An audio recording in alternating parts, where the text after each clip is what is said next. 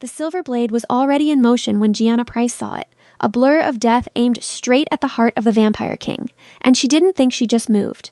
Her body collided with his just as the weapon found flesh, but it was her flesh that tore, her blood that spilled hot and fast across the marble floor of the throne room. The pain was white-hot, absolute, stealing her breath and her vision in the same instant. She heard someone scream, realized distantly it might have been her, and then strong arms caught her before she could fall. The world tilted sideways, and through the haze of agony, she saw his face above hers, Theron Aurelius, the Vampire King of the Eastern Dominion, his white hair falling around his shoulders like a silver curtain, his pale face stark with an emotion she'd never seen there before. "You foolish, reckless human," he said, but his voice shook. His crimson eyes were wide, almost wild. "What have you done?" She wanted to answer, wanted to tell him that she'd done exactly what she meant to do, but darkness was closing in fast. The last thing she felt were his arms tightening around her, pulling her against his chest as if he could hold her soul inside her body through sheer force of will. Gianna woke to candlelight and the scent of old stone and older blood. Her side burned like someone had pressed hot coals against it and left them there. She tried to sit up and immediately regretted it, gasping as pain lanced through her entire torso. "Don't move." The voice was cold, commanding, utterly familiar. Theron materialized beside the bed. She hadn't even seen him in the shadows. Up close, he was even more striking than she remembered, all sharp cheekbones and elegant features that looked carved from marble. His white skin seemed to glow in the dim light, and his eyes burned like embers. The blade was pure silver, consecrated by hunters. "It will take time to heal even with my blood in your system." "Your blood?" Gianna's voice came out hoarse. Her hand went to her side, finding thick bandages beneath the silk nightgown someone had dressed her in. The only thing that could save you after a wound like that. He stood at the foot of the bed, hands clasped behind his back, every inch the immortal monarch. "Though you should have died regardless. Silver poisoning, blood loss, the blade pierced your lung. By all rights, you should be cold in the ground. Sorry to disappoint." She tried to smile, but it came out more as a grimace. "Why did you do it?" The question came out sharp, almost angry. He moved closer, and she could see the tension in his shoulders, the way his jaw was set. "You're human, fragile, mortal. That blade would have merely wounded me. It would have been painful, yes, but I would have survived." "You had no reason to. He was aiming for your heart," Gianna interrupted, meeting his gaze steadily, despite the pain radiating through her body. "I saw the angle. You were turned away. You didn't see him draw the blade. If it had hit you in the heart, I would have regenerated. But his voice had lost some of its certainty. Maybe. Or maybe that's what everyone would have assumed while you died." She pushed herself up carefully, biting back a groan. "I've been your secretary for 6 months, Your Majesty. I've read the old texts in your library. I know that silver through the heart can kill even an ancient vampire if the blade stays lodged long enough. And that assassin had magic on his side. I could smell the spell work on the blade even from across the room." Theron stared at her for a long moment, his expression unreadable. Then he turned away, walking to the tall window that overlooked the underground city sprawling below his fortress. The Undercroft, they called it, a vast cavern system beneath New York City, where the vampire courts had existed for centuries, hidden from the human world above. "You should not have been in the throne room at all," he said finally. "I told you to remain in the archives. You were meeting with the Western Dominion's envoys. I needed your signature on the trade agreements before they left. And now you nearly died for a piece of paper. I nearly died for you." The words came out more forcefully than she'd intended. "There's a difference." He turned back to face her, and something flickered in those crimson eyes, surprise maybe, or something deeper. "We barely know each other. I am your employer, nothing more. You had no obligation to. I had every obligation." Gianna's hands fisted in the silk sheets. "You're not just my employer. You're the reason the peace accords between humans and vampires have held for the last decade. You're the one who pushed for integration, for cooperation. If you die, everything falls apart. The hardliners in the other dominions would seize power, and humans like me would be cattle again instead of citizens. How pragmatic." His tone was dry, but she caught the slight curve at the corner of his mouth. "I'm a pragmatic person." She met his gaze. "But that's not the only reason." The almost smile faded. "Oh?" She should probably stop talking, should probably remember her place. Remember that he was vampire royalty, and she was just a human who'd been lucky enough to get hired as his personal secretary, through a combination of excellent references and being in the right place at the right time. But the words were already coming, pulled out by pain and honesty and the strange intimacy of a vampire king standing in her bedroom in the middle of the night. "You're a good man," she said quietly. "A good king. You care about your people, all your people, human and vampire alike. In 6 months of working for you, I've seen you fight for what's right, even when it's hard. even when the other courts pressure you to return to the old ways. I've seen you stay up for days to negotiate treaties, seen you visit the human districts to hear complaints in person, seen you defend servants when nobles treat them poorly. You matter, not just politically, as a person, and I couldn't just stand there and watch you die." The silence that followed was profound. Theron stood utterly still, and for a moment she wondered if she'd gone too far, if she'd offended him somehow. Then he moved, crossing the distance between them in that preternatural vampire speed, and suddenly he was right beside the bed, looking down at her with an intensity that stole her breath. "You are the most infuriating human I have ever encountered," he said softly. "Brave to the point of stupidity, loyal to the point of self-destruction." He reached out slowly, as if giving her time to pull away, and touched her face with cool fingers. "And I find myself profoundly grateful that you exist." Her heart stuttered. This close? She could see the faint lines at the corners of his eyes that suggested he'd been older than 20 when he was turned, could see the way his white hair caught the candlelight like spun silver. He was beautiful in the way ancient things were beautiful, terrifying, and perfect and utterly inhuman, except for the way he was looking at her right now. That was entirely, devastatingly human. "You need to rest," he said, and she heard the effort it took for him to step back, to put distance between them. "The silver is still working its way out of your system. Sleep. Heal. We'll discuss what happened when you're stronger. The assassin is being dealt with." His voice went cold again. "The king returning. He was from the Northern Dominion, sent by those who oppose my alliance with humanity. They will learn what it means to strike at what is mine." "What is mine?" The word sent a shiver through her that had nothing to do with fear. "Sleep, Gianna," he said again, and this time there was something almost like tenderness in his voice. "You're safe here." "I give you my word." She wanted to argue, wanted to demand answers about the attempt on his life and what would happen next, but exhaustion was pulling at her like a tide. Her eyes drifted closed despite her best efforts, and the last thing she heard was the rustle of fabric as he moved away, and then the soft click of the door. When she woke again, it was to find a tray of food on the bedside table, human food, still warm, and a note in Theron's precise handwriting. "Eat. Regain your strength. I'll return this evening." She ate mechanically, surprised by her own hunger, and then spent the day drifting in and out of sleep. Every time she woke, the pain in her side was a little less, the fog in her head a little clearer. Whatever vampire blood he'd given her, it was working. She could almost feel her body knitting itself back together, faster than any human healing. True to his word, Theron returned as the candles were being lit for the evening. He brought a tall, stern-looking vampire woman with him, white-haired like all her kind, dressed in the formal robes of a healer. "This is Seraphine," Theron said. "She's the court physician. She needs to examine your wound." Gianna submitted to the examination, trying not to wince as Seraphine unwrapped the bandages and prodded at the healing flesh beneath. The older vampire's face remained impassive throughout, but when she finally stepped back, there was something like approval in her expression. "The king's blood took well," she said. "You'll have a scar, but the wound itself should be fully healed within 3 days.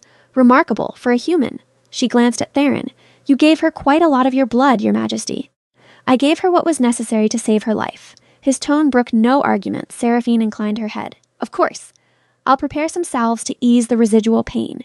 She gathered her supplies and left, closing the door softly behind her. Theron remained, standing near the window again, silhouetted against the cavern lights beyond. "How do you feel?" "Better. Sore, but better." Gianna pulled the blankets up a bit higher, suddenly aware that she was in a nightgown and he was in full formal attire, black jacket with silver embroidery, high collar, every inch the immortal sovereign. "Thank you for saving me. You saved me first." He turned to face her. "It seems we're even." "I'm not keeping score." "Neither am I." He moved closer, and she saw that he was holding something, a small velvet box. "However, the court is keeping score, and they're demanding I acknowledge what you did. You saved the life of a vampire king in front of 24 witnesses. According to our oldest laws, that makes you a hero of the realm. You're entitled to a reward." "I don't want a reward. Nevertheless, you're getting one." He opened the box, revealing a pendant on a silver chain. No, not silver, she realized. White gold, probably, since silver would be an insult to give to someone who'd just been stabbed with it. The pendant itself was a deep red ruby carved in the shape of a rose, surrounded by tiny diamonds. It was exquisite and probably worth more than she'd make in a lifetime. "Your Majesty." "I can't." "Yes, you can, and you will." He sat on the edge of the bed, closer than propriety probably allowed, and held up the necklace. "This ruby came from my private collection. It's over 500 years old, and has been worn by exactly 3 people, all of them individuals who performed great service to my line. You've earned the right to wear it." She started to protest again, but he was already leaning forward, reaching around her neck to fasten the clasp. His cool fingers brushed against her skin, and she shivered. He was so close she could see the faint pattern in his irises, could smell something like sandalwood and old books and something uniquely him. There, he murmured, settling back just enough to look at the pendant where it rested against her collarbone. His gaze lingered there for a moment, then rose to meet hers. It suits you. Theron. His name escaped before she could stop it, without the formal address. I need to know something. That assassin, will there be others? His expression hardened. Almost certainly. The Northern Dominion has made their position clear. They want the old ways restored, humans as servants and food source, vampires as the ruling class. My policies threaten everything they believe in. Then you're in constant danger. I'm an ancient vampire and a king. I'm always in danger. He said it matter-of-factly, as if it were simply the weather.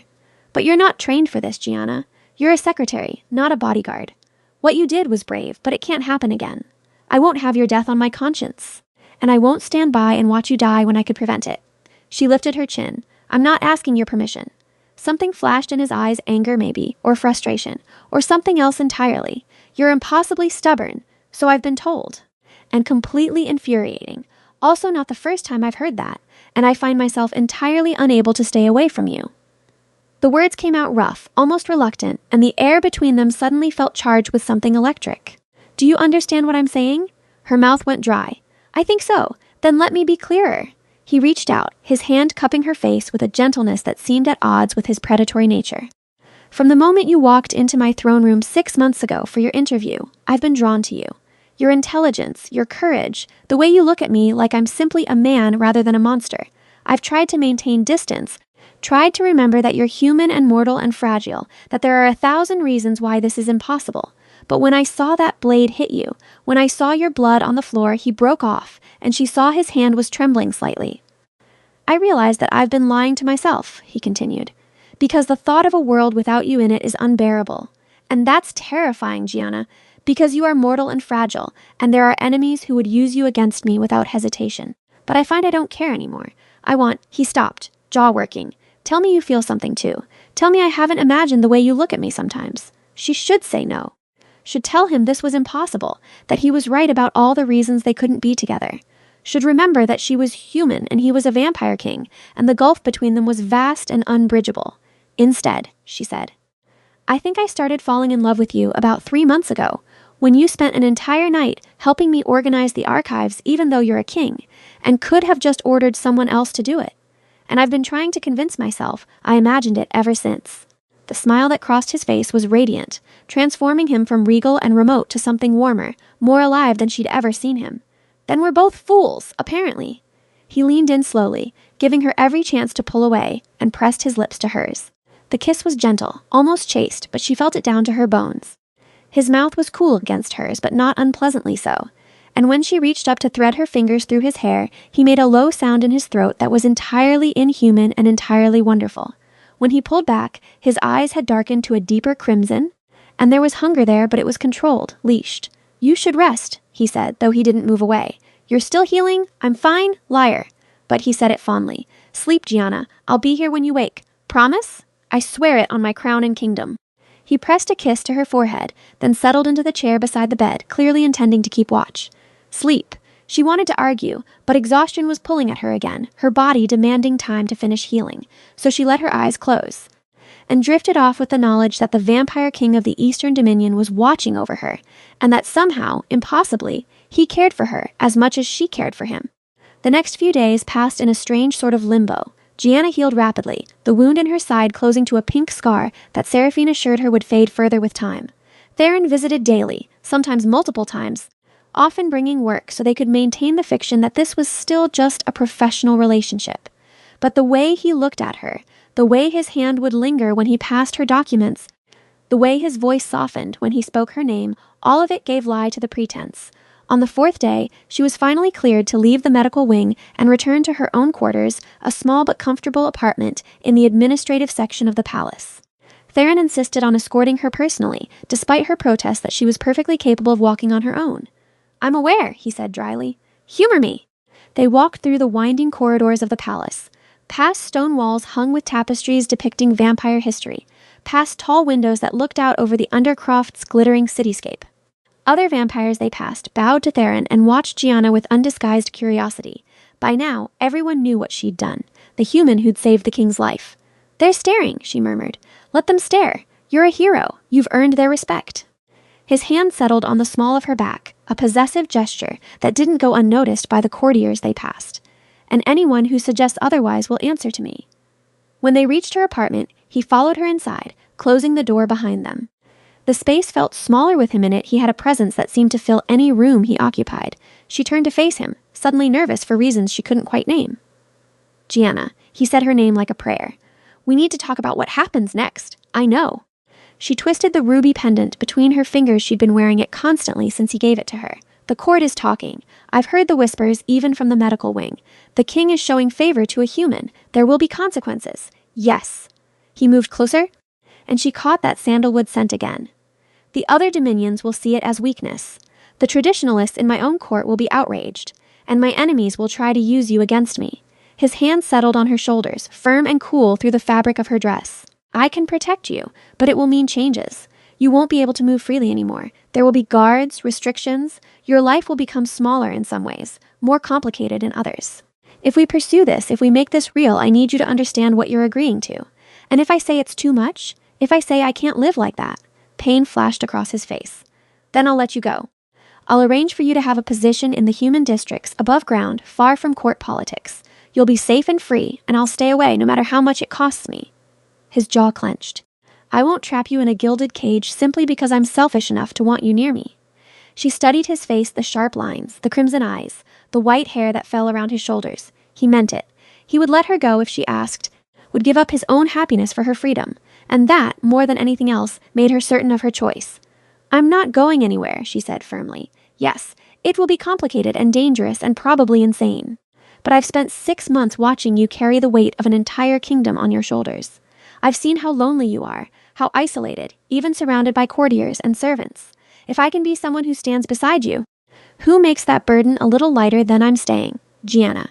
Her name was a sigh, and then he was kissing her again, deeper this time, more urgent. She wrapped her arms around his neck and kissed him back, pouring 6 months of suppressed longing into it. His hands slid down to her waist, careful of her healing wound, and pulled her flush against him. He was solid and cool and perfect, and when he finally pulled back, they were both breathing hard. "You're certain?" he asked, resting his forehead against hers. "Because once we do this, once we make this public, there's no going back. I'm certain. Then we do this properly." He stepped back, straightening his jacket, and suddenly he was the king again, regal, commanding every inch, the immortal sovereign. "Tomorrow night, there's a gathering of the noble houses. I'll announce our courtship formally. Make it clear that you're under my personal protection.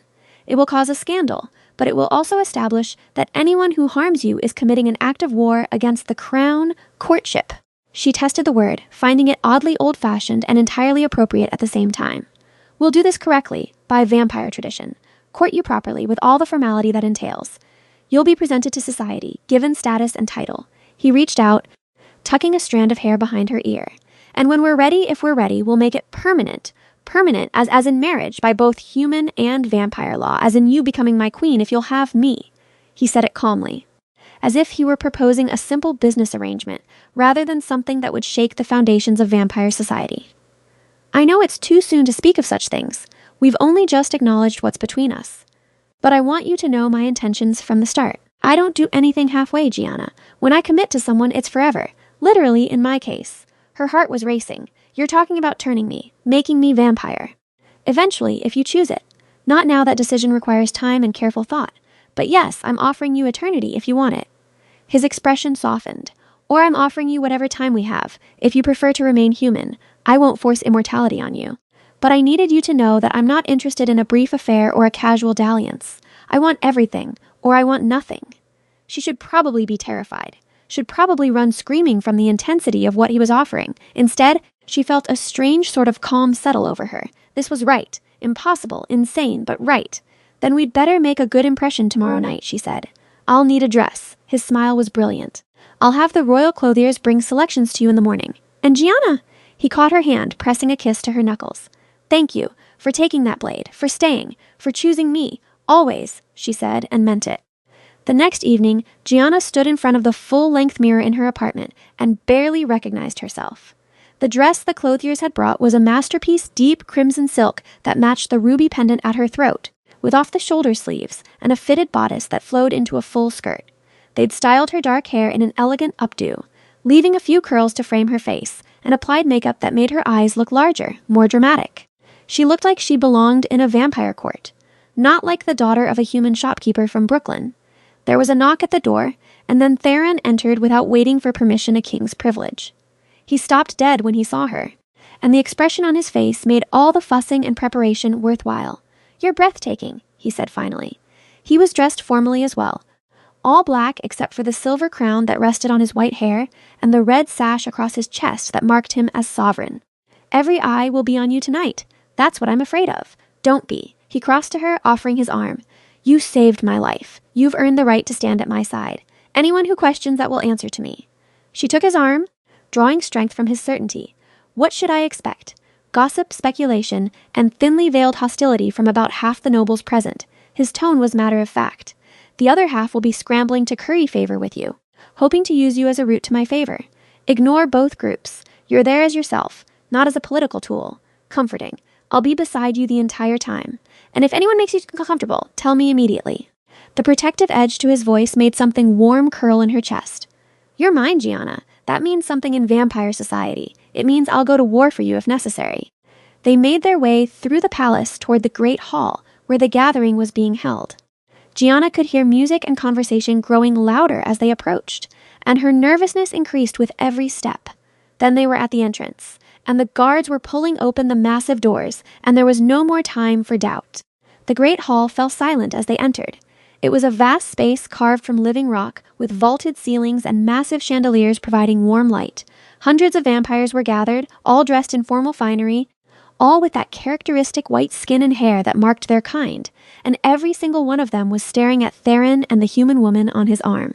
Theron led her to the raised dais at the far end of the hall, where his throne sat a massive chair carved from black stone and inlaid with silver. He didn't sit, instead turning to face the assembled court with her at his side.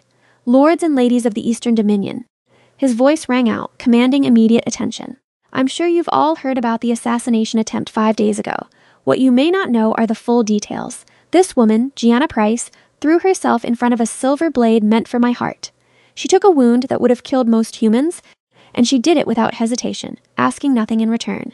He paused, his hand tightening on hers. "Such courage and loyalty deserves recognition. Therefore, I'm formally declaring Miss Price a hero of the realm, with all the honors and protections that entails. Additionally, I'm announcing my intention to court her, according to our oldest traditions. She is under my personal protection, and anyone who threatens her threatens the crown itself." The silence that followed was deafening. Gianna could feel hundreds of eyes on her, some curious, some calculating, some openly hostile. Then slowly one vampire began to clap. Others joined in, and soon the entire hall was filled with applause, some of it genuine, some polite, all of it acknowledging the announcement. When the applause died down, the crowd began to move again, conversations resuming. Almost immediately, vampires began approaching the dais, wanting to meet her, to offer congratulations or thinly veiled warnings disguised as friendly advice. Theron remained at her side throughout, his presence a constant anchor as she navigated the treacherous waters of vampire politics. An older vampire with sharp features and calculating eyes bowed to Theron. "Your Majesty, might I congratulate you on your good fortune?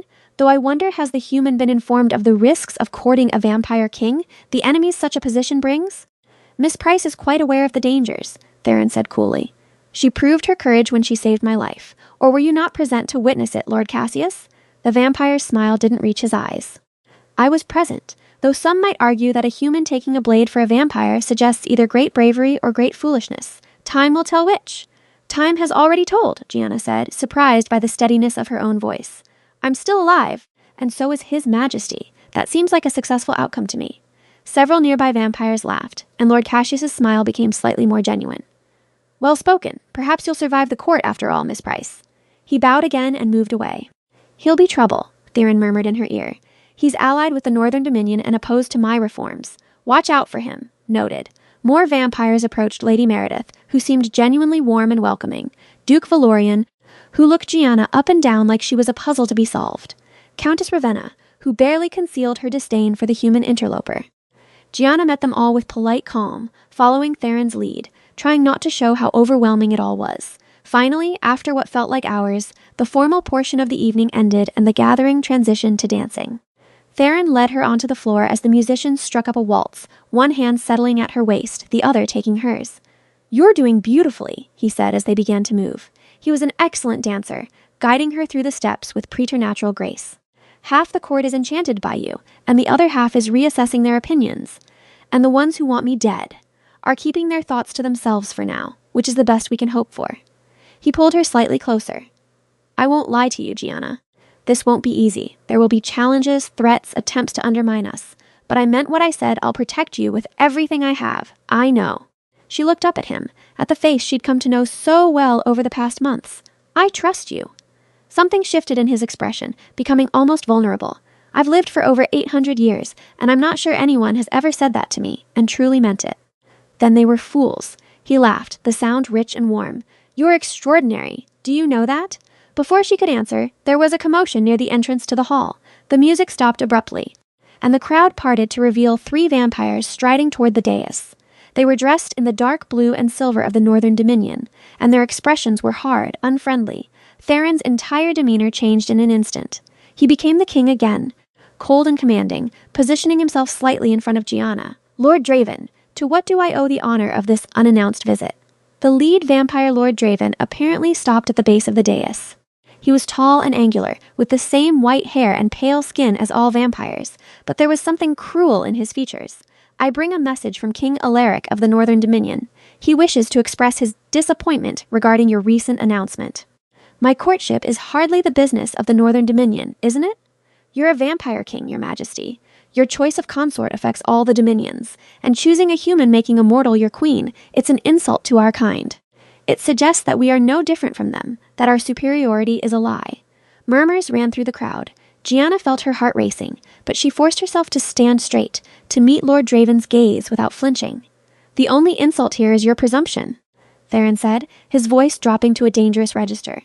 "I don't require King Alaric's approval for my personal choices, and I certainly don't need his permission to honor a woman who saved my life." A calculated move, no doubt. Lord Draven's gaze slid to Gianna, dismissive and cold. "Humans are cunning creatures. She likely orchestrated the entire assassination attempt herself, hired the assassin, then saved you to gain your favor. And you fell for it like a besotted fool." The accusation was so outrageous that Gianna almost laughed, but before she could respond, Theron moved. One moment he was beside her, the next he had crossed the distance to Lord Draven and had the other vampire by the throat, lifting him off the ground. "Repeat that accusation," Theron said softly, but his eyes were blazing crimson. "Please, give me a reason." The entire hall had gone silent. Lord Draven's companions reached for their weapons, but a dozen of Theron's guards materialized around them, swords drawn. "You dare," Lord Draven choked out.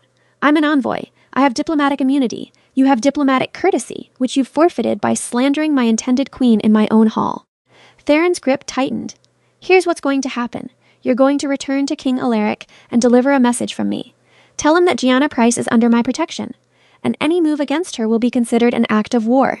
Tell him that my personal life is not subject to his approval or anyone else's, and tell him that the next envoy he sends had better have considerably better manners. Do you understand?" Lord Draven managed a jerky nod, and Theron released him. The Northern Dominion vampire collapsed to the floor, gasping, then scrambled to his feet. He shot Gianna a look of pure hatred before turning and stalking out of the hall, his companions following. The silence persisted for another moment. Then the crowd erupted into whispered conversation. Theron returned to Gianna's side, his expression softening immediately. "Are you all right?" he asked. "I should be asking you that. You just threatened war for me. I meant every word, and I'd do it again." He took her hand, raising his voice to address the hall. "Let this be a lesson to all who are watching. Gianna Price is mine. She is beyond your schemes, beyond your petty politics. She is the woman I have chosen, and I will burn down kingdoms before I let anyone harm her. Is that understood?" The assembled vampires murmured agreement, some enthusiastic, some reluctant.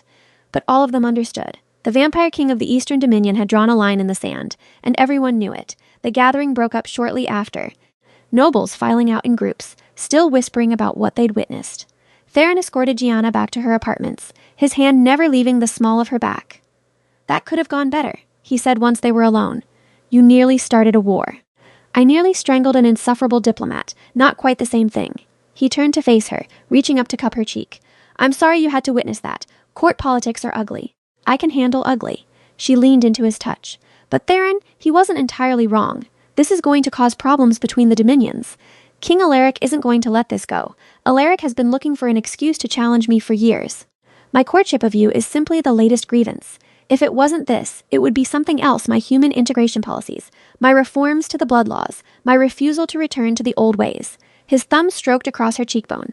I won't let their prejudice dictate my life. I won't give you up to appease them. I'm not asking you to. I'm just saying we need to be careful. Smart agreed. He was quiet for a moment, then said, There's something I need to tell you. The assassin who attacked me, we've finished interrogating him.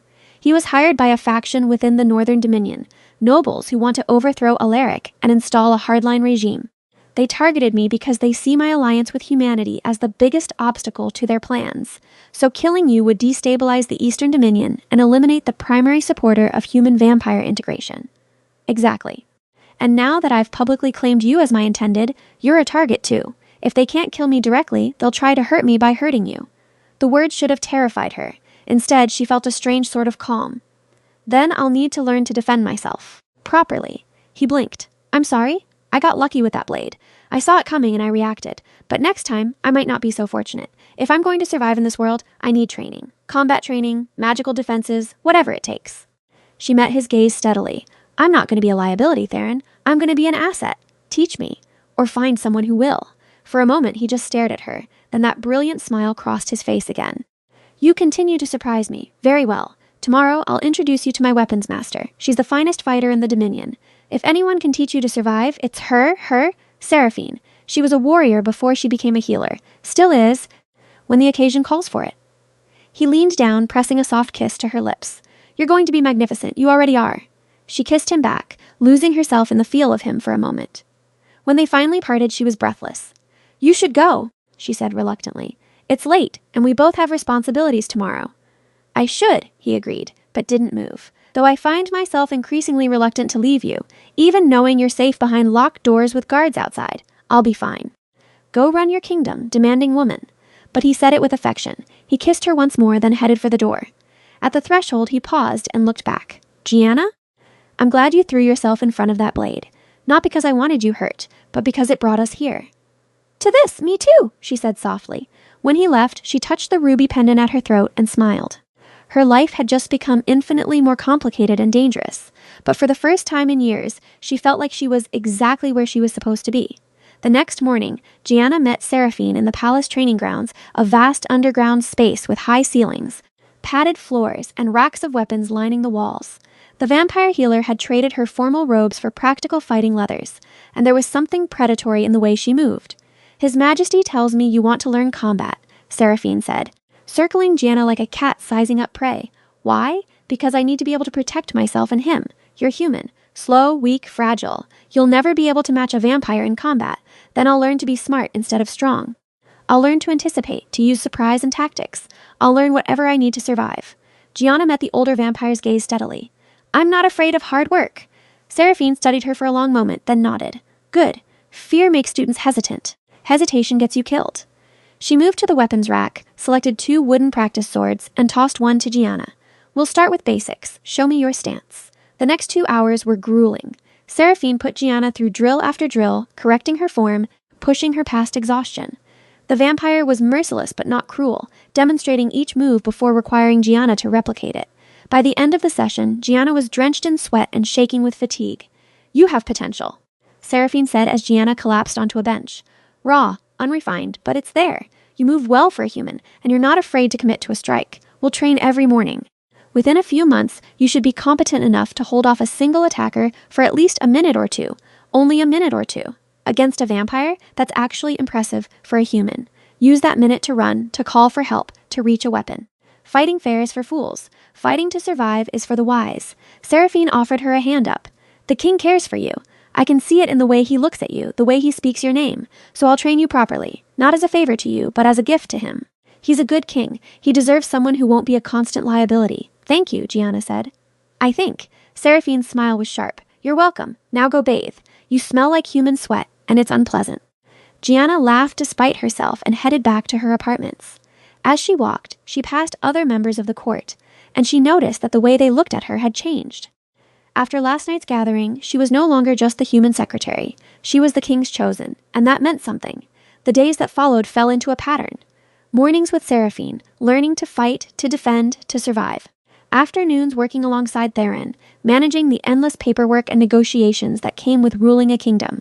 Evenings together, sometimes at formal gatherings, sometimes in quiet privacy, learning each other in the way of new lovers.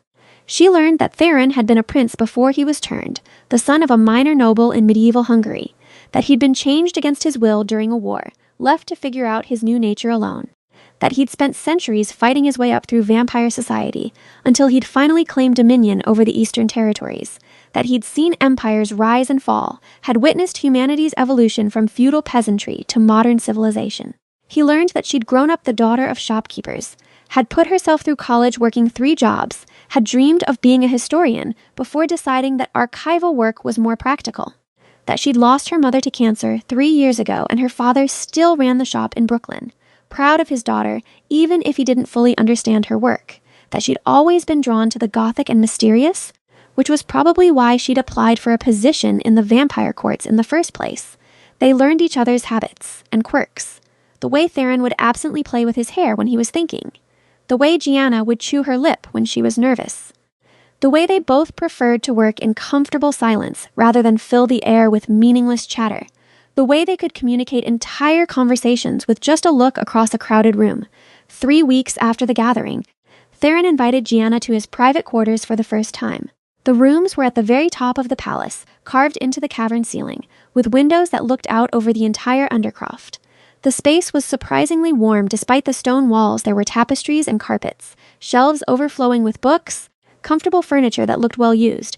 It felt like a home rather than a royal suite, and she said so. "The throne room is for show," he said, pouring them both glasses of wine imported human vintage for her, blood wine for himself. "This is where I actually live, where I can let down the mask of kingship. I like it. It suits you." She accepted the wine, settling onto the sofa near the fireplace. "It's warmer than I expected. Vampire courts are always kept cool for our comfort, but I've had this room modified. I knew you'd be spending time here eventually, and I wanted you to be comfortable." He sat beside her, close enough that their shoulders touched. "I'm always thinking ahead, 800 years of practice." Something like that. He was quiet for a moment, then said, "Gianna, there's something I need to ask you. The autumn equinox is in 2 weeks. Traditionally, it's when vampires renew alliances, announce betrothals, make significant political moves. I want to announce our formal engagement at the ceremony, make it official, binding by vampire law." Her heart skipped a beat. "That's fast." "It is. I know we've only been courting for a few weeks. But in vampire society, once a courtship is announced, it's expected to move forward or end within a season. Lingering in uncertainty is seen as weakness." His hand found hers. "I don't want there to be any doubt about my intentions. I want you as my queen, Gianna. I want the world to know that you're mine and I'm yours. Irrevocably. And the other dominions? They'll see it as a provocation. They already do. Nothing I do at this point will appease them, so I might as well do what makes me happy." He turned to face her fully.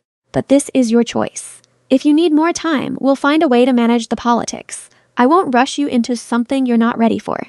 She thought about it, about everything that had happened in the past month, about how completely her life had changed, how impossible this all was, and about how she'd never been happier than she was right now, sitting beside this ancient vampire king who looked at her like she was the most precious thing in his world.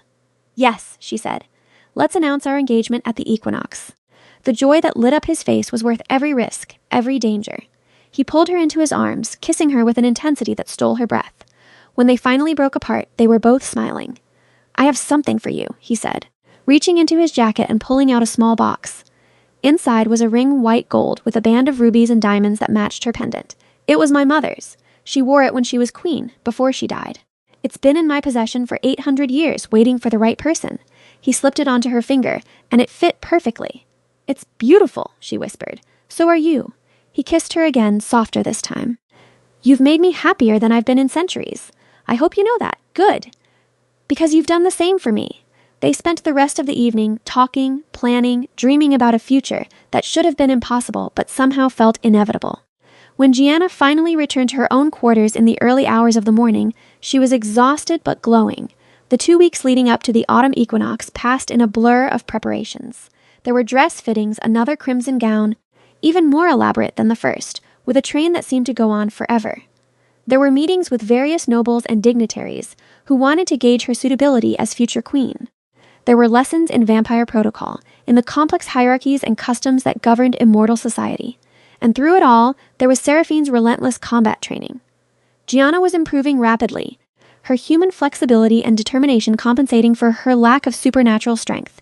She'd never be able to overpower a vampire, but she was learning to anticipate attacks, to redirect force, to survive long enough to get help. "You're ready," Seraphine said at the end of their final session before the equinox. "Not perfect, but competent. You'll survive most threats now, provided you keep your head." "Thank you," Gianna said sincerely, "for everything. Don't thank me yet." Surviving the politics of being a vampire queen is going to be much harder than surviving combat, but Seraphine's expression was almost fond. "Though if anyone can do it, I suspect it's you." The night of the autumn equinox arrived. The great hall had been transformed, decorated with autumn leaves and flowers, candles everywhere casting warm light. Vampires from all over the Eastern Dominion had gathered, and there were even representatives from the other dominions, though notably, the Northern Dominion had sent only a token delegation. Gianna stood in Theron's private chambers, staring at her reflection in the mirror. The crimson gown was perfect, her hair was perfect, the ruby jewelry was perfect.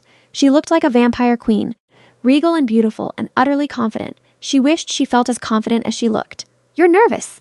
Theron appeared behind her in the mirror, resplendent in formal black and silver, his crown gleaming on his white hair. "Terrified, actually. So am I." He rested his hands on her shoulders. "What we're about to do will change everything. Not just for us, but for the relationship between vampires and humans. We're setting a precedent that could reshape our society." "No pressure, then." He laughed softly. "None at all." He turned her to face him, his expression serious. "Last chance, Gianna. We can still back out, claim we need more time to consider. No one could fault us for being cautious." She looked up at him, at the face she'd come to love, and felt her fear settle into determination. "I don't want more time. I want you. I want this. Let's go change the world." His smile was radiant. "Then let's." They made their entrance together, walking into the great hall side by side. The assembled vampires fell silent, all eyes on them. Theron led her to the dais, but instead of sitting on his throne, he remained standing, Gianna at his side. "Lords and ladies," he began, his voice carrying through the vast space. "We gather tonight to mark the autumn equinox, to honor the changing seasons and renew our bonds. In keeping with tradition, I have an announcement to make." He took Gianna's hand, holding it up so everyone could see the ring on her finger. "Gianna Price has agreed to become my wife, my queen, my eternal companion. Our engagement is official and binding as of this moment. We will marry at the winter solstice, and she will take her place as queen of the Eastern Dominion." The silence that followed was profound. Then slowly one vampire began to clap. Another joined in, and another, until the entire hall erupted in applause. It wasn't universal. Gianna could see some faces that remained stony, some nobles who refused to clap. But the majority seemed genuinely pleased, or at least willing to accept the inevitable. When the applause died down, an elderly vampire stepped forward, Lord Mordecai, one of Theron's oldest advisors. "Your Majesty, this is unprecedented. A human queen?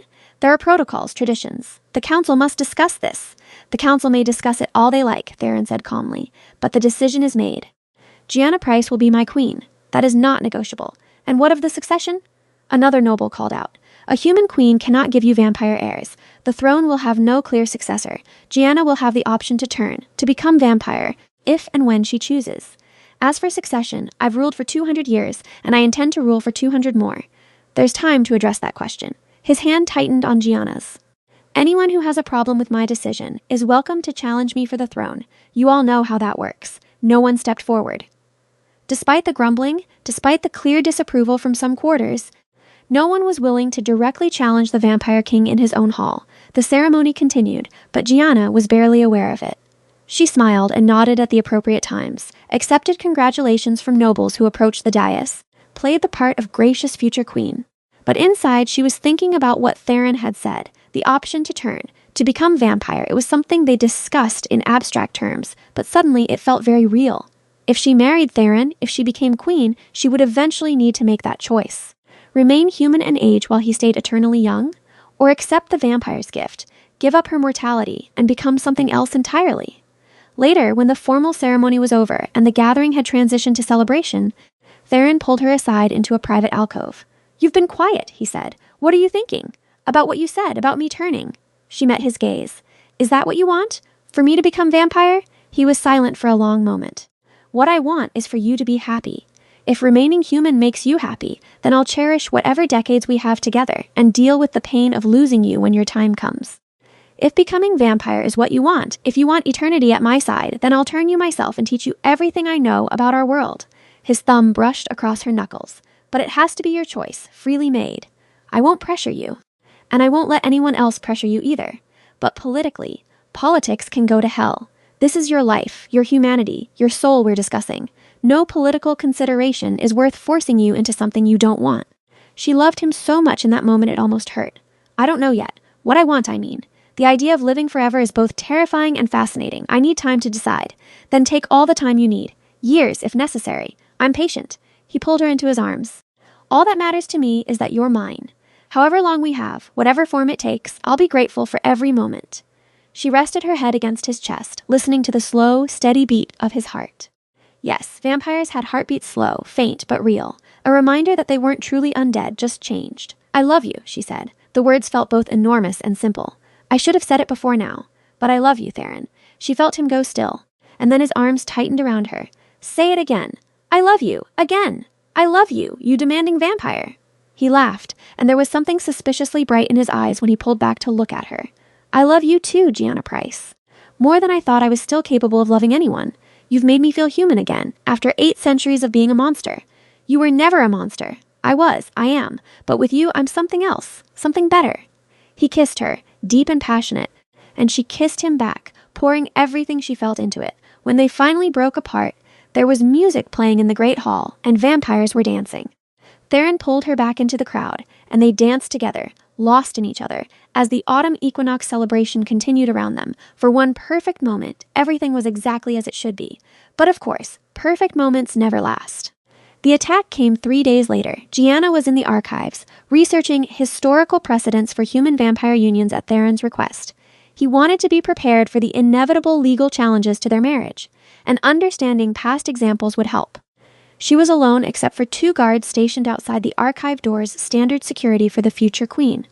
She didn't hear the attackers until it was too late. One moment she was reaching for a book on the highest shelf, and the next something slammed into her from behind, driving her to the ground. Her training with Seraphine kicked in immediately. She tucked and rolled, avoiding a blade that struck the floor where her head had been a second before. There were 3 of them, all dressed in black, all vampires. One of the guards from the door lay dead in the entrance, his throat torn out. The other was fighting 2 more attackers in the corridor beyond. Gianna scrambled to her feet, grabbed the first thing she could reach, a heavy candlestick, and swung it at the nearest attacker. It connected with his skull with a satisfying crack, and he stumbled back. But the other 2 were already on her, inhumanly fast, their eyes gleaming with predatory hunger. She fought with everything Seraphine had taught her, used their own momentum against them, ducked and weaved, went for eyes and throats and other vulnerable spots. But they were vampires, and she was human, and it was only a matter of time before one of them landed a solid blow that sent her crashing into a bookshelf. Pain exploded through her back and head. Blood ran into her eyes from a cut on her forehead. One of the attackers loomed over her, blade raised for a killing blow. Then the archive doors exploded inward, and Theron was there. She'd never seen him truly fight before, had never witnessed what 800 years of combat experience looked like in practice. He moved like death itself, impossibly fast, impossibly graceful. The first attacker died before he even registered Theron's presence. His head separated from his body in one clean strike. The second managed to raise his weapon before Theron drove his hand through the vampire's chest and ripped out his heart. The third attacker tried to run. Theron was faster. He caught the fleeing vampire by the back of the neck and slammed him face first into the stone floor hard enough to crack the bone. Then it was over. 3 dead attackers, 1 survivor groaning on the floor, and Theron standing in the center of the carnage, covered in blood, breathing hard. He turned to Gianna, and the fury in his eyes was terrifying. Then he saw her bleeding on the floor, and the fury transformed into something that might have been fear. Gianna. He was at her side in an instant, gentle hands examining her injuries. Where are you hurt? Head. Back. I'm okay, I think. Nothing vital. She tried to sit up, and the world spun. Don't move. Seraphine. His voice echoed through the halls, magically amplified. Medical emergency in the archives, now. More guards were pouring in, and Seraphine arrived moments later with her medical bag. She took one look at Gianna and immediately began checking her over with professional efficiency. Concussion, lacerations, possible cracked ribs, the vampire healer announced. Nothing life-threatening if we treat it immediately. I'll need to take her to the medical wing. I'll carry her, Theron said, but Seraphine stopped him. You need to interrogate that survivor before he bleeds out. Find out who sent them. She looked pointedly at the groaning attacker on the floor. I'll take care of your queen. Theron looked torn, but finally nodded. He turned to Gianna, and she saw the agony in his face. I'm sorry. I should have had more guards on you. I should have anticipated. You can't be everywhere, she interrupted. Just find out who did this. He kissed her forehead gently, carefully avoiding her injuries, then stood and turned to the surviving attacker. The expression on his face made Gianna glad she wasn't the one being interrogated. The next few hours were a blur of pain and healing magic, and Seraphine's brisk efficiency. By the time Gianna was stitched up and bandaged, Theron had finished his interrogation and joined her in the medical wing. He looked exhausted. His formal clothes traded for simple black, his white hair loose around his shoulders. What did you learn? Gianna asked. Northern Dominion, as expected. King Alaric sent them. His voice was flat, emotionless in the way that suggested he was barely containing his rage. He wanted to send a message. Show me that you're vulnerable, that choosing you makes me weak. And now? Now I respond. He sat on the edge of her bed, taking her hand carefully. I'm calling a summit of all the dominions. This ends here. Either the Northern Dominion accepts our engagement and ceases these attacks, or they face the consequences, meaning war, if necessary. Yes. His jaw clenched. I won't let them keep terrorizing you. I won't let them think they can strike at what's mine without repercussions. Theron, you can't start a war over me. I can and I will. He looked at her, and the intensity in his crimson eyes made her shiver. Do you understand what you are to me, Gianna? You're not just my future queen. You're my reason for getting up every evening, my peace in an immortal existence that had become numbingly routine. You're the first person in centuries who makes me feel like living is worthwhile rather than simply enduring. So yes, I will burn down the Northern Dominion if that's what it takes to keep you safe. She squeezed his hand. Then I'm coming with you to this summit. Absolutely not. It's too dangerous. Exactly. That's why I need to be there. She struggled to sit up, ignoring the protests from her bruised ribs. If this is really about me, about our engagement threatening the old order, then hiding me away makes you look weak. But if I stand beside you, if I face the other dominions directly, it shows strength, unity. It also puts you in a room full of vampires who want you dead. I'll have you and your guards there, and I've been training with Seraphine for weeks. I'm not helpless. She met his gaze steadily. Please, Theron, let me do this. Let me prove that I'm strong enough to be your queen. He was silent for a long moment, clearly warring with himself. Finally, he sighed. You're going to be the death of me, or my saving grace. I'm not sure which, ideally both. Despite everything, he smiled. Very well. But you stay by my side the entire time, and at the first sign of danger, you get out. Understood? Understood. The summit was held 1 week later, giving Gianna time to heal from her injuries. It was convened in neutral territory, an ancient castle, deep in the Appalachian Mountains that served as a meeting place for vampire royalty. Theron, Gianna, and a full complement of guards made the journey, traveling through underground tunnels that connected the various vampire strongholds. When they emerged into the castle's great hall, Gianna felt like she'd stepped back in time. The space was medieval stone walls, towering ceilings, torches providing flickering light. 3 other vampire kings were already there, each with their own entourage. King Alaric of the Northern Dominion was tall and cold, with eyes like chips of ice. He looked at Gianna with open contempt. Beside him was Queen Isolde of the Western Dominion, beautiful and calculating, her expression neutral. And finally, King Cassian of the Southern Dominion, younger looking than the others but no less powerful. The 4 sovereigns took their places at a massive round table deliberately chosen to emphasize equality. Gianna stood behind Theron's chair, flanked by his guards. Let's dispense with formalities, Theron said without preamble. We all know why we're here. King Alaric, your assassins attacked my fiancée 3 times now. First, you tried to kill me, and she took the blade. Then you sent envoys to insult her in my own court. And finally, you sent killers directly after her. These actions constitute acts of war against the Eastern Dominion. Your choice of consort is an insult to all vampire kind, Alaric shot back. You demean us by elevating a human to royalty. She has no business. She has every business being where she is, Theron interrupted, his voice sharp as a blade. She saved my life. She's proven her loyalty and courage, and most importantly, I chose her. My consort is my business, not yours. Your choices affect all of us. Alaric slammed his hand on the table. When you make a human your queen, when you give her authority over vampires, you undermine everything we are. You suggest that we are no better than them, that our superiority is a lie. The old families are already restless, already questioning your leadership. How long before they question all of us? Perhaps they should question, Queen Isolde said quietly. All eyes turned to her. Theron has a point. The world has changed. Humans are no longer ignorant peasants to be farmed and controlled. They have technology, weapons, organizations. The peace accords have served us well. Why return to the old ways when the new ways ensure our survival? Because we were not meant to merely survive, Alaric hissed. We were meant to rule. We are apex predators, immortal and perfect. Humans are cattle, nothing more. Funny, Gianna said, and the entire table went silent. She hadn't meant to speak, but the words were out before she could stop them. If we're just cattle, why are you so threatened by me? Alaric's eyes narrowed dangerously. You dare. I dare because I'm standing here alive, despite your best efforts to kill me. She stepped forward, moving to stand beside Theron rather than behind him. You've sent assassins 3 times. 3 times they failed. Not because Theron protected me, though he did, but because I fought back. Because I'm not helpless cattle waiting to be slaughtered. And that terrifies you, doesn't it? The idea that maybe humans aren't inferior. Maybe we're just different. Maybe we have our own strengths that complement yours. Insolent. She's right. King Cassian spoke for the first time. He had been silent throughout the argument, watching with dark eyes. I've been reviewing the Eastern Dominion's records. Since Theron implemented his integration policies, productivity has increased 40%. Human innovation has solved problems that vampire strength couldn't.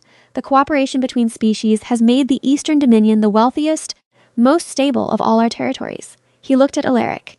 Your traditionalist approach, by contrast, has led to increased human resistance, decreased blood quality due to stress and malnutrition in your cattle populations, and economic stagnation. The numbers don't lie. Numbers. Alaric said it like a curse.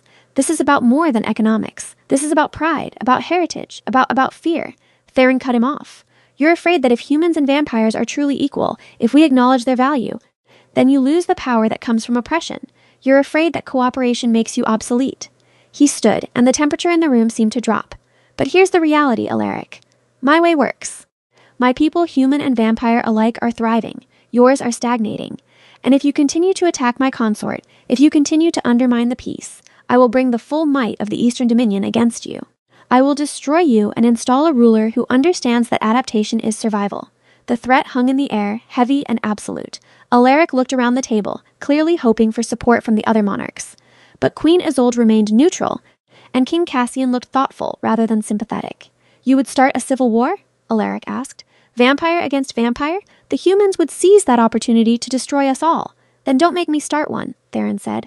Accept my choice of consort. Cease your attacks. Focus on your own domain and leave mine alone. Those are my terms. And if I refuse, then we go to war and I make certain you don't survive it. The silence that followed was profound. Finally, Queen Isolde spoke. I support Theron's position. The Eastern Dominion's policies have proven effective.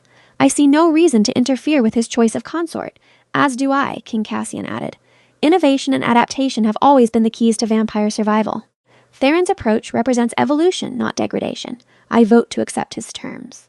All eyes turned to Alaric. The Northern Dominion king looked like he'd swallowed poison, but he was also clearly intelligent enough to recognize when he was outnumbered. Fine. He bit out. I will cease actions against your human pet, but don't expect me to attend your wedding or acknowledge her as true vampire royalty. Some compromises are too far. I don't need your attendance or approval, Theron said coldly. I just need your compliance. Are we clear? Crystal. Then this summit is concluded. Theron turned away from the table, offering his arm to Gianna. Come, my love. We're done here. They left the great hall together, guards forming up around them. It wasn't until they were safely in the tunnels heading back to the Eastern Dominion that Gianna allowed herself to breathe. That was terrifying, she admitted. You were magnificent, Theron countered. The way you stood up to Alaric, that took courage most vampires don't have. You've earned their respect today, whether Alaric wants to admit it or not. Do you think he'll really stop? For now, yes. He's outvoted and knows it. Eventually, he may try again, but by then you'll be my queen and attacking you will be even more politically untenable. He pulled her close as they walked. You're safe, Gianna, I promise you that. She wanted to believe him, and mostly she did. The weeks leading up to the winter solstice passed in a blur of wedding preparations. Gianna had thought the engagement ceremony was elaborate, but it was nothing compared to a royal vampire wedding. There were guest lists to finalize, ceremonies to plan, treaties to negotiate regarding her future status as queen. It was exhausting and exhilarating in equal measure. Through it all, Theron was her anchor. He navigated the political complexities with 800 years of experience, while still making time for quiet moments together. They'd walk through the Undercroft's garden's vast underground spaces, with plants that thrived on artificial light and vampire tending. They'd read together in his library, her curled against his side. They'd talk for hours about everything and nothing, learning each other's dreams and fears and hopes. One evening, about 2 weeks before the wedding, Gianna found herself in Theron's private quarters, looking out over the underground city. The view never got old, thousands of lights twinkling in the darkness, the massive cavern ceiling far above studded with luminescent crystals that mimicked stars. "I've been thinking about what you said," she said without preamble. "About turning, about becoming vampire." Theron had been reading, but he set down his book immediately, giving her his full attention. "And I want to do it. Not immediately, I want to have our wedding as I am now, human. But afterward, I want you to turn me." She turned to face him. "I've thought about it from every angle, and the truth is, I don't want to age while you stay young.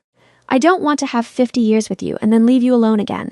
If I'm going to be your queen, I want to do it properly, for centuries rather than decades. I want eternity with you." He was across the room in an instant, gathering her into his arms. "Are you certain? Once it's done, there's no going back. You'll leave humanity behind forever. I know, and I'm sure." She cupped his face in her hands. "You're my future, Theron. However long that future is, I want to share it with you." He kissed her then, deep and passionate, and she melted into him. When they finally broke apart, there were tears on his cheeks, vampire tears, tinged faintly red. "I love you," he said roughly, "more than I thought I was capable of loving anyone. I'll make you so happy." "Gianna, I swear it. You already do." The winter solstice arrived in a flurry of last-minute preparations and barely controlled chaos. Gianna's father had been brought down to the Undercroft for the ceremony, one of the few humans invited. He'd been understandably overwhelmed by the vampire court, but Theron had been gracious and welcoming, and eventually her father had relaxed enough to give his blessing. "You're sure about this?" he'd asked her privately. "Marrying into this world? It's not too late to change your mind. I've never been more sure of anything in my life," she'd told him honestly. The ceremony itself was held in the Great Hall, which had been transformed into a winter wonderland. Ice crystals hung from the ceiling, reflecting candlelight. White flowers, roses, and lilies covered every surface, and what seemed like every vampire in the Eastern Dominion had gathered to witness their king marry a human. Gianna wore white this time, a wedding gown that took her breath away every time she looked at it. Silk and lace and pearls, fitted through the bodice and flowing into a dramatic skirt. Her hair was crowned with a circlet of diamonds that caught the light with every movement. She walked down the aisle alone her father had offered, but she'd declined. This was her choice, her step forward into a new life. She wanted to take it under her own power. Theron waited for her at the altar, magnificent in formal black and silver, his crown gleaming on his white hair. But it was his expression that took her breath away, raw joy and love and wonder, like he couldn't quite believe she was real. When she reached him, he took her hands and the ceremony began. The vampire wedding ritual was ancient, spoken partially in Latin, partially in languages so old Gianna didn't recognize them. There were vows, hers in English, his in the old tongue, both promising eternity and devotion. There was the exchange of rings, his band matching hers, white, gold, and rubies binding them together. And finally, there was the blood bond. Seraphine brought forward a ceremonial cup, silver inlaid with gold. Theron took it, used a small blade to open a vein in his wrist, and let several drops of his blood fall into the wine within. Then he offered it to Gianna. "By drinking this, you accept me as your husband and king," he said formally. "You bind yourself to me for as long as you shall live. Do you accept this bond?" "I do." She took the cup and drank. The wine was sweet, the blood barely noticeable, but she felt something shift inside her, like a thread connecting her heart to his. Then it was Theron's turn. Gianna offered her own wrist, and he used the same blade to open a small cut. He raised it to his lips and drank, his eyes never leaving hers. "I accept you as my wife and queen," he said. "I bind myself to you for all eternity. This I swear by blood and crown." Power flared between them, visible as a shimmer of light. The blood bond was complete. They were married by vampire law, their souls entwined. The hall erupted in applause and cheers. Seraphine pronounced them husband and wife, king and queen. And then Theron was kissing her, deep and passionate, and the entire world fell away until there was only the two of them and the love they shared. The celebration that followed lasted until dawn. Was threatening vampires had to return to their protected quarters before sunrise, even deep underground. Gianna danced with Theron, with her father, with various nobles who wanted to congratulate the new queen. She laughed and talked and played her role perfectly, all while feeling like she was floating. When the last guests finally departed and the servants began cleaning up, Theron swept her into his arms without warning. "What are you doing?" she laughed. "Carrying my queen to our chambers, as tradition demands." He started walking, moving with that preternatural vampire speed. "We have a wedding night to celebrate, after all. Their chambers, not his quarters or hers, but new rooms prepared specifically for them as a married couple, were lavish beyond belief. A massive bed dominated the space, surrounded by silken curtains. There were windows overlooking the Undercroft, a private library, a bathing room that was practically a spa. It was a sanctuary, a place just for them. Theron set her down gently, then began helping her out of the elaborate wedding gown. His fingers were careful on the buttons and laces, his touch reverent. "My queen," he murmured. "My wife, my love. You're the most beautiful thing I've seen in 800 years. She turned to face him once the gown was off, standing in just her silk undergarments. "And you're the most amazing man vampire I've ever known. I love you, Theron. I love you so much." What followed was tender and passionate, a celebration of their bond and their love. Theron was careful with her, mindful of his strength, worshipful in the way he touched her. And when they finally lay tangled together afterward, exhausted and happy, Gianna felt complete in a way she'd never experienced before. "When?"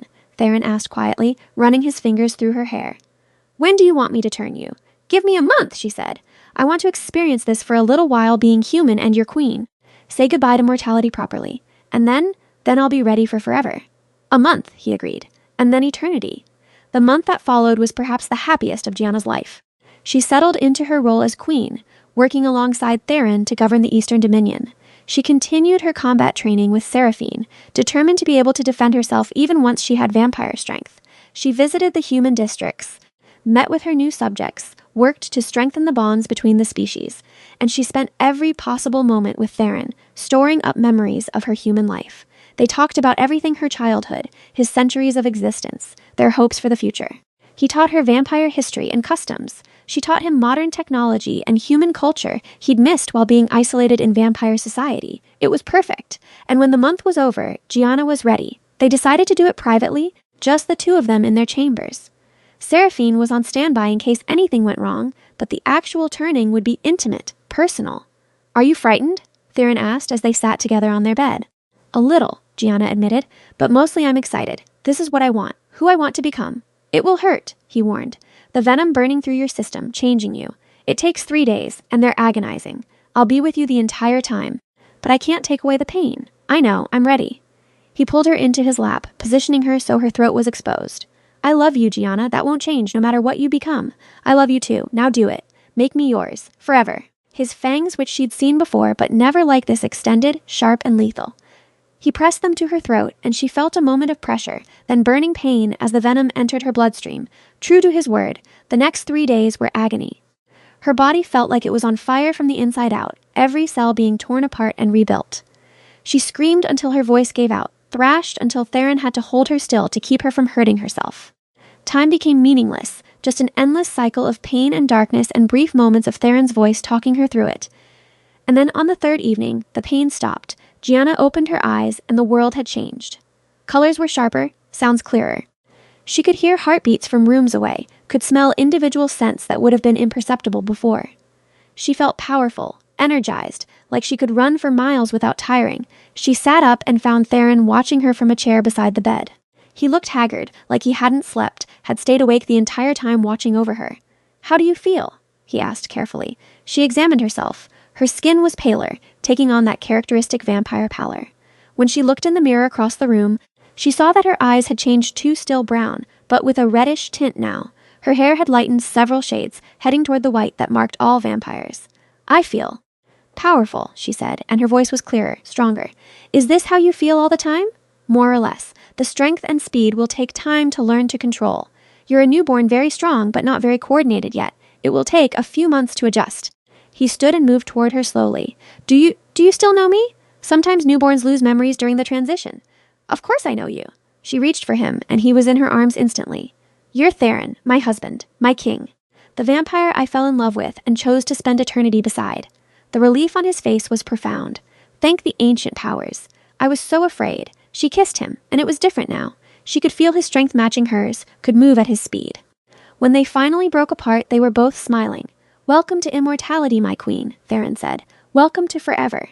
Over the next months, Gianna learned what it meant to be vampire.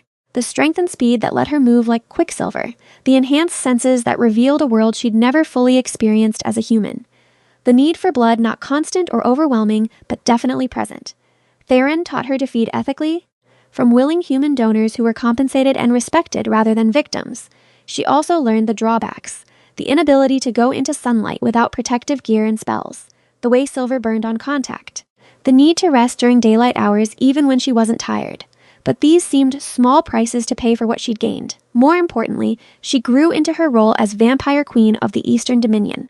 With her unique perspective having been human and now vampire, she bridged the gap between species in ways even Theron couldn't. She became an advocate and leader, pushing for reforms that protected both humans and vampires. She was there when treaties were signed, disputes settled, new policies implemented.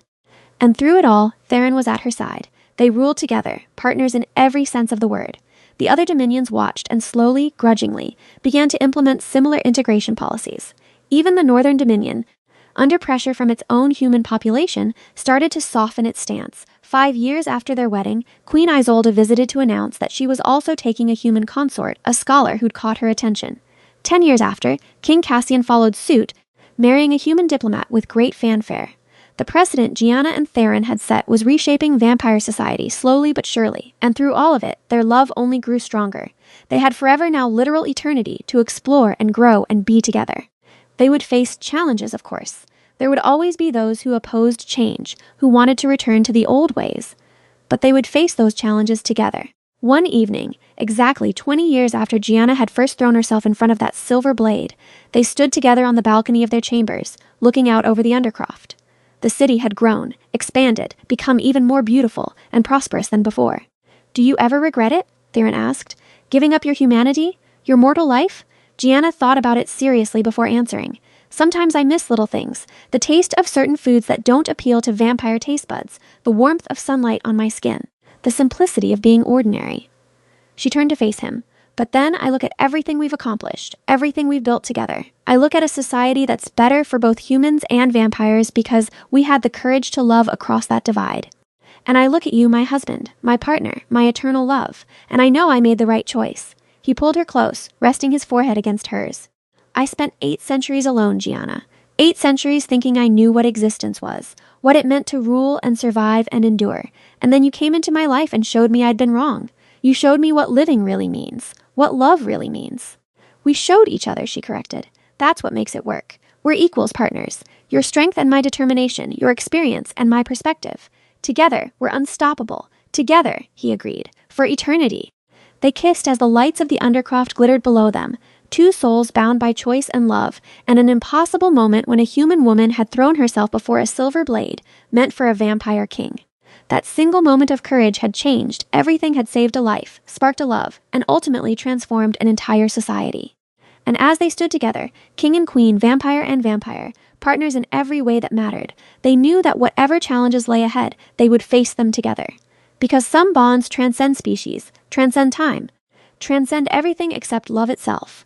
Their story had begun with a blade and blood and sacrifice, but it would continue forever, written in the history of a world that had learned that the greatest strength comes not from power or tradition, but from having the courage to love without boundaries.